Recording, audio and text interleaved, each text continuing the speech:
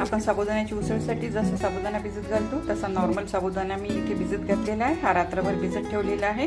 आता आपण यामध्ये खूप गरम पाणी घालणार आहे आणि 1 तास झाकून ठेवणार आहे. साधारण एवढं आपल्याला पाणी वर पाहिजे आहे. साबुदाणा बघा किती मस्त भिजलेला आहे. इथे 2 मोठ्या साईजचे बटाटे मी बॉईल करून घेतलेले आहे. ते आपण थोडे कट करून घेऊया. साबुदाणा आपल्याला मिक्सरच्या पॉटमध्ये फिरवून घ्यायचा आहे. साबुदाणा बारीक करताना थोडं गरम पाणी वापरायचं आहे, म्हणजे पेस्ट आपली खूप छान तयार होते. साबुदाण्याची अशी पेस्ट तयार झालेली आहे. बॉईल बटाटा सुद्धा थोडं गरम पाणी घालून मिक्सरला फिरवून घ्यायचं आहे. बटाट्याची पेस्ट आपल्याला साबुदाण्याच्या पेस्टमध्ये मिक्स करायची आहे.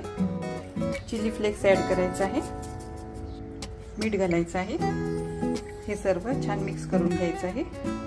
अशा प्रकारे आपल्याला लांब लांब असे कुरकुरे करून घ्यायचे आहे. अशा प्रकारे कुरकुरे आपल्याला 3 ते 4 दिवस उन्हात छान कडक वाळू द्यायचे आहे. कुरकुरे बघा किती मस्त वाळलेले आहेत आणि कलरही खूप छान आलेला आहे. आता आपण हे तळून बघूया. काय मग करणार नाही उपवासाची कुरकुरे? उपवासाचे कुरकुरे आपले रेडी आहेत.